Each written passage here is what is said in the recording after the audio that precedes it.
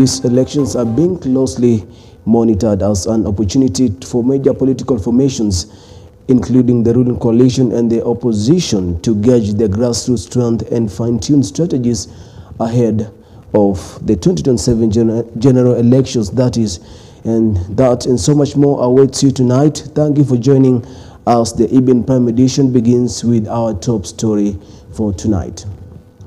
The chairperson of the Electoral and Boundaries Commission, IEBC, Erastus Ethekon, has warned that anyone violating elections laws, whether through bribery or incitement of violence, among other offenses, will face strict action. He said IEBC officials are fully prepared to conduct free and fair by-elections in 22 areas tomorrow, with all voting and results transmission systems thoroughly checked to prevent technical disruptions. Ethekon further urged candidates and their supporters to respect the law, maintain peace, and allow voters to cast their votes freely without intimidation.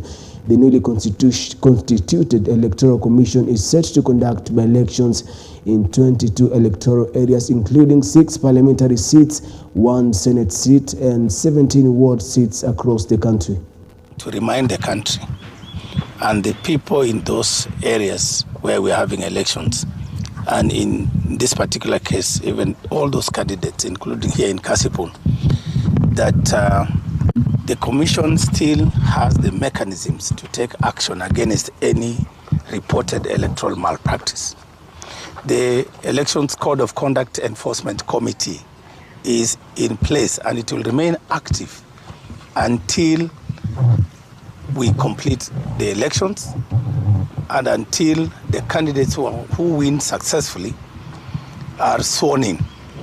So that committee will remain active, and the mechanism within which you can approach that committee is when you have a complaint, don't complain on social media.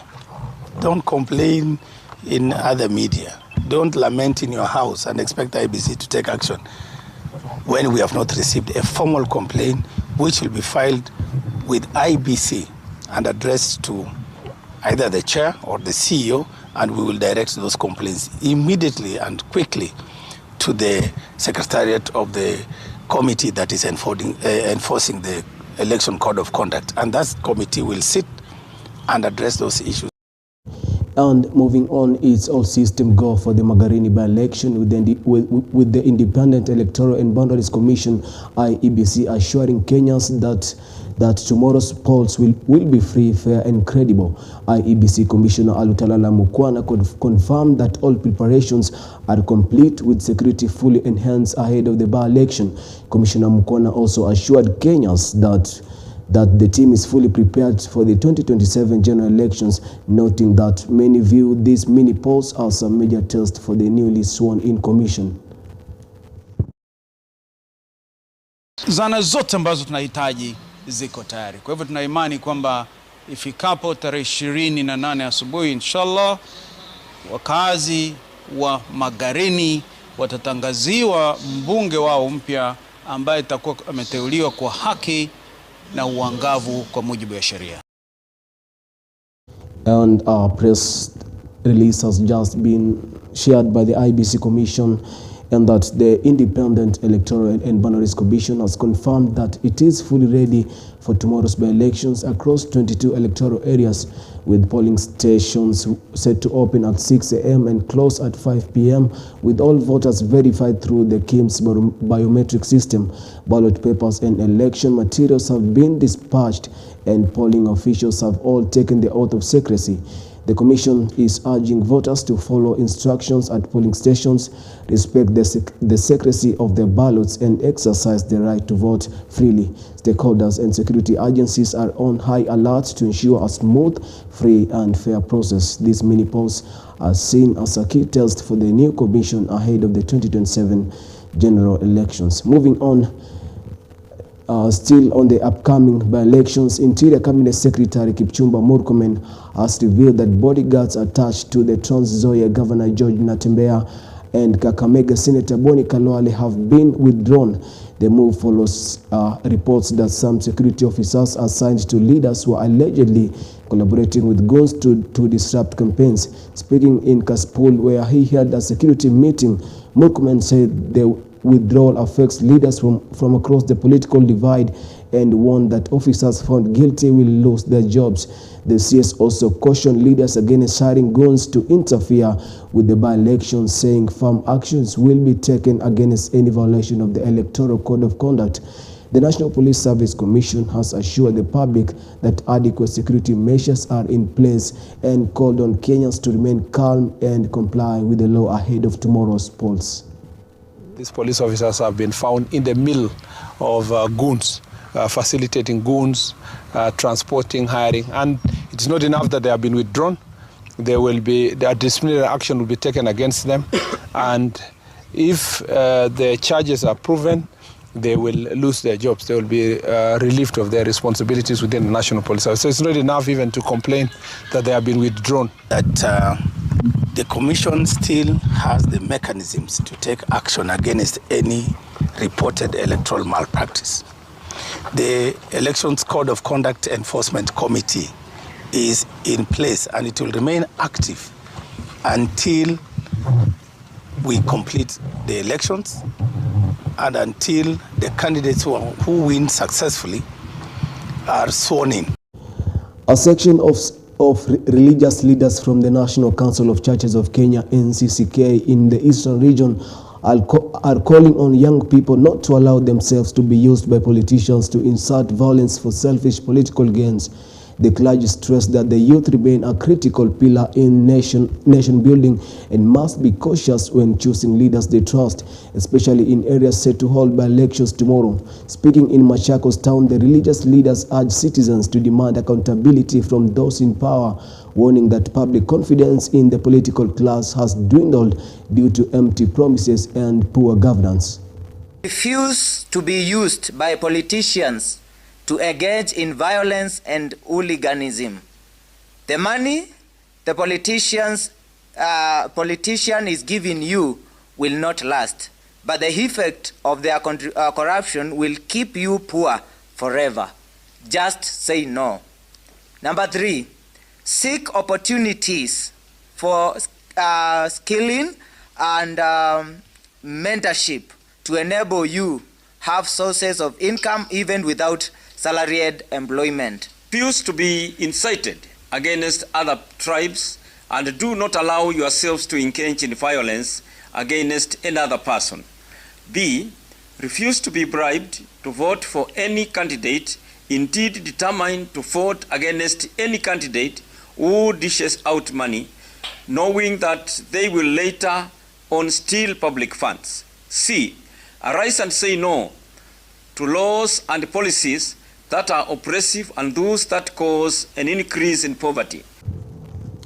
Still on that note, the newly sworn-in Independent Electoral and Boundaries Commission faces a critical challenge as the National Council of Churches of Kenya calls on the Commission to deliver credible by-elections tomorrow.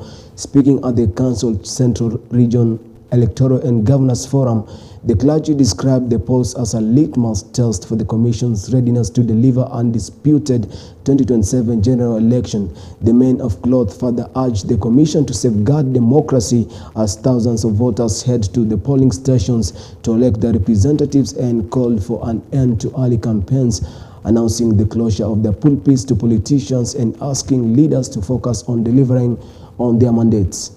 The Independent Electoral and Boundaries Commission, IEBC, has not given Kenyans any assurance that they are capable of organizing free, fair, and credible elections. This is their litmus test, because now they will have to prove to us that we can rely on them, that they are giving us the best, so that the trust can be retained. We have observers from NCCK and other areas, and so we are monitoring the IEBC. We call upon Independent Electoral and Boundaries Commission to take firm action against all politicians and political parties, whether in government or opposition, who are engaging in early campaigns. If you cannot control them when they campaign illegally, how can we trust you to stop them rigging election in 2027 or even tomorrow during by-election? And remember, the conversation doesn't end here. Catch every update every breaking story and every behind-the-scenes moment by following us across all our social media platforms at EBN TV on Facebook, X, Instagram, and YouTube. Stay connected, stay informed. Moving on, religious leaders and members of the Bajuni community in Mombasa have denounced claims by Gachagua that the IEBC deputy chairperson was involved in a plot to rig votes in the Magarini by-election, terming them false. Speaking in Mombasa, they warned that such allegations are baseless and could create fear among the public, urging the former deputy president to follow legal channels if he has substantial evidence. They further added that his intent seems to be to undermine Kenyans' confidence in the IEBC during the by-election and the 2024 general election. Meanwhile, the leaders argued that Gachagua's remarks signal panic, suggesting his candidate in the constituency might be heading for defeat, and called on him to apologize.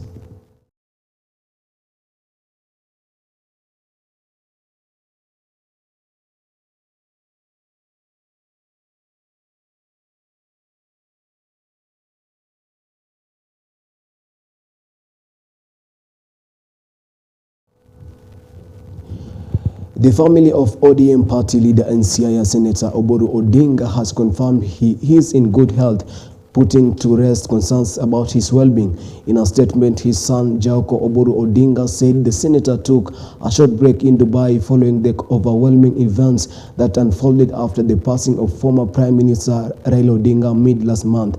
The family added that Odinga had barely had time to mourn his brother due to back-to-back engagements, including the ODM's 20th anniversary celebrations.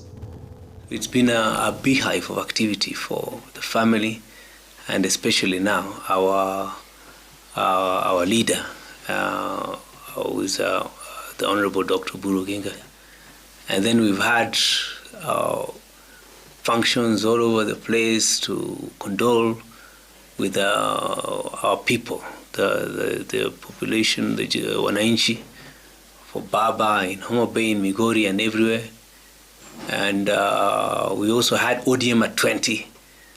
So we realized that the party leader had not even had a minute to mourn his own brother. Therefore, as a family, we really insisted that he needed a break, which we made sure that last week on Thursday, he took this break and went to Dubai. He didn't want to go very far. So he's there. He'll be back tomorrow. Though, unfortunately, again, we've had another loss in the family. We have our aunt, our beloved aunt, who is the fifth born in my father's family. She was known as Beryl Ching Odinga. We lost her yesterday in the early afternoon. The Ethics and Anti-Corruption Commission, that is EACC, has successfully recovered assets valued at 604 million shillings in Mombasa County, bringing total recoveries over the past 3 years to 1.3 billion shillings. The recovered properties include 1.7 acres of land belonging to Moi International Airport, valued at 104 million shillings, and a public land parcel in the Baston area, including Hobley Estate, housing units worth 500 million shillings. EACC Chief Executive Officer Abdi Ahmed Mohammed said the properties were returned after protracted court battles, enabling the commission to hand them back to their rightful owners.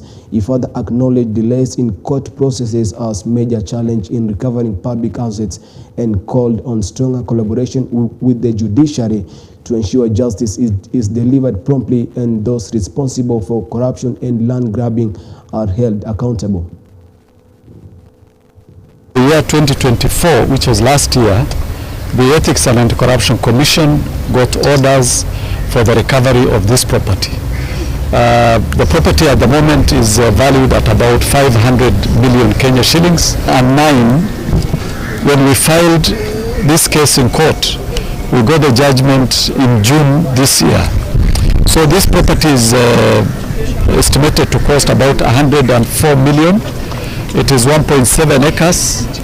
It belongs to the Kenya Airport Authority, but had been allocated to another person who again transferred it to another individual. Many counties where we are investigating misuse of public funds, misappropriation of public funds, and other offences that were committed within the counties that we are investigating. But at the moment, we don't want to say we are investigating Governor X or Governor Y, because even those people who are under investigation have right to privacy and right to to be investigated without necessarily blowing things out of control.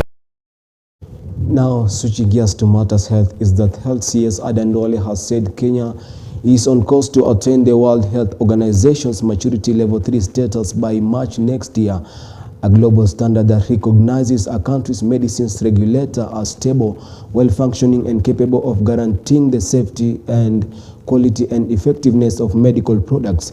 While on an official visit to the Pharmacy and Poisons Board, Duale said the government is committed to hiring additional personnel and sealing existing service gaps to help the country achieve the coveted certification, a key milestone towards realizing universal health coverage. The CS also directed the board to purge the market of all substandard, counterfeit and unregistered medicines, warning that they pose serious risk to public health. Any non-compliant products or actors must be removed from the market without delay, and we must implement these rules to their full extent and eliminate from the market any products or entities that fail to meet the required standard. That Kenya must achieve WHO ML3, and it's not for prestige, but because it's going to strengthen our regulatory oversight. It will open markets, it will boost investor confidence, and above all, it will support our local manufacturing ambition.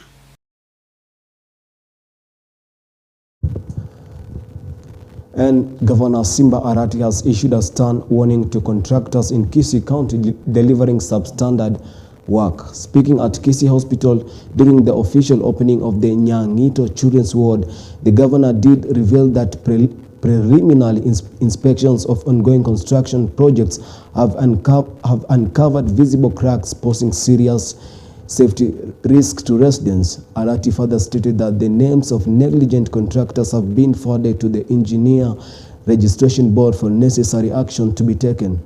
The year 2024, which was last year, the Ethics and Anti-Corruption Commission got orders for the recovery of this property. The property at the moment is valued at about 500 million Kenya shillings. And 9, when we filed this case in court, we got the judgment in June this year. So this property is estimated to cost about 104 million. It is 1.7 acres. It belongs to the Kenya Airport Authority, but had been allocated to another person who again transferred it to another individual. Many counties where we are investigating ambaye alihusika kwa mjengo huu, akuwe contractor, akuwe ni engineer, akuwe ni nani alisimamia, lazima wawajibike hata kama yeye ni nani. Imagine kama ingekuwa imeanguka na watu wamekufa ndani, ile vita ningekuwa nimepigwa. Ni mbaya sana hata kukamata, kwa sababu siwezi simamia mijengo ambayo imeanguka. We want to direct the legal department right to EACC today. Tomorrow they must accompany Engineer Gitau and the team from national government, the NCA, mfanye report. The third arm of government, that is the judiciary, is sounding the alarm over a major funding shortfall in the 2026 to 2027 financial year and is now turning to the public for support in pushing for a higher budget allocation. Speaking during a public participation forum at the Poster Grounds in Migori, residents backed the call for an increased funding but urged the judiciary to take its services closer to the people, including through digital platforms. a requirement of the Constitution that we come to the people who have given us authority to exercise judicial authority and ask them about what we are proposing to get from the national government, our consolidated fund, and the Judiciary and Judicial Service Commission decided that it is hosted by Migori. When we say we have a deficit, it comes to affect everything to do with the administration of justice. We need to do infrastructure for courts. We need to enhance our ICT. We need to take care of our staffing and all the requirements that the court requires. And we need to take care of the population that comes to us for services. We are advocating for the Treasury to increase the budget allocation for the judiciary because, number one, for Migori County, we all know that the Nyatike Law Court is under construction. It has not been completed. We need that court to be completed and furnished.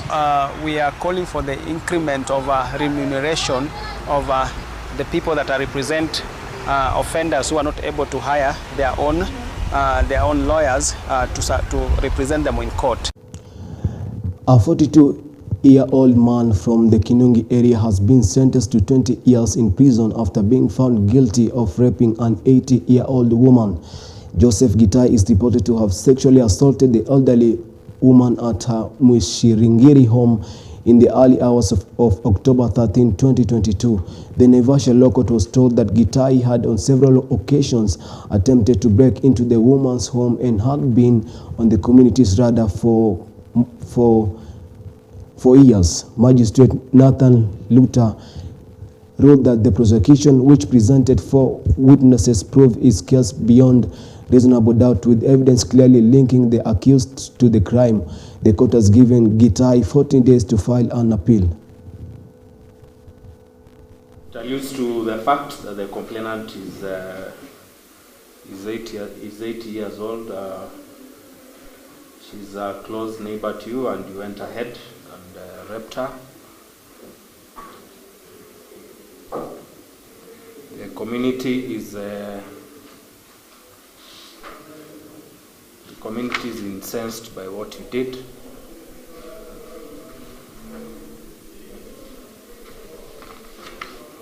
There is also an indication that you've been involved in previous criminal activities. This court sentences you to serve 20 years imprisonment. Nashukuru kwa Mungu, ni kijana hiyo napungwa miaka 20. Mimi nashukuru kwa Mungu anasubua miaka mingi. We are happy and grateful today that justice has been served. We are here in solidarity with a survivor of gender and sexual based violence, Mary, who was sexually violated by a young man, and today a judgment has been made and he's been sentenced to 20 years imprisonment. I would like to state that older people, aged 60 years and above, globally suffer a lot of violence, abuse and neglect. In fact, it's estimated that 1 in 6 older persons suffers violence every year. Unfortunately, it's only about 10% of cases of violence, abuse and neglect that are reported. That therefore means that a lot of older persons are suffering out there in the community and do not have any access to.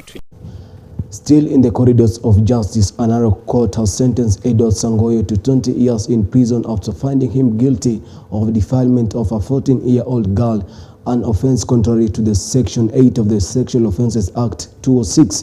Sangoyo, who appeared before Senior Resident Magistrate Phyllis Shinyada, was found to have committed the offense between June 2019 and January 2020 in Leshuta area of Narok West. The accused did not offer any evidence and was escorted back into custody.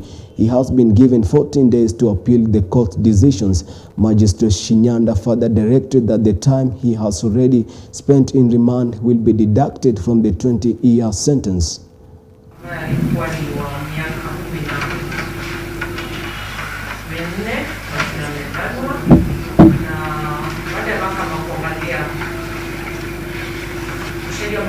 kutolewa na upande wa mashtaka pamoja na ushahidi wao uliweza kupata na hatia ikahukumu. Sheria ambayo imekuleta hapa mahakamani inasema kuwa yeyote ambaye anapatikana na kosa kama hili anafaa kufungwa, kifungo chake hakifai kuwa chini ya miaka 20. Kwa hivyo kwa sasa utahudumia kifungo cha miaka 20 na hiki kifungo kitahesabiwa, zile siku ambazo umetumika ukiwa pale remand zitaweza kuhesabiwa katika hiki kifungo. Kuna siku 14 kupata rufaa. And that story brings us to the end of tonight's EBN Weekend Edition. On behalf of the entire EBN News team, thank you for choosing to spend your evening with us. And before we do sign off, allow me to leave you with this. Our greatness may not be visible yet because our story is still unfolding. We are still taking shape, still rising, still becoming, and one day the impact of our journey will echo far beyond the noise of our struggles. So wherever you are tonight, trust your journey. Keep going. Your story is still forming because the soil doesn't make headlines, only the flowers do.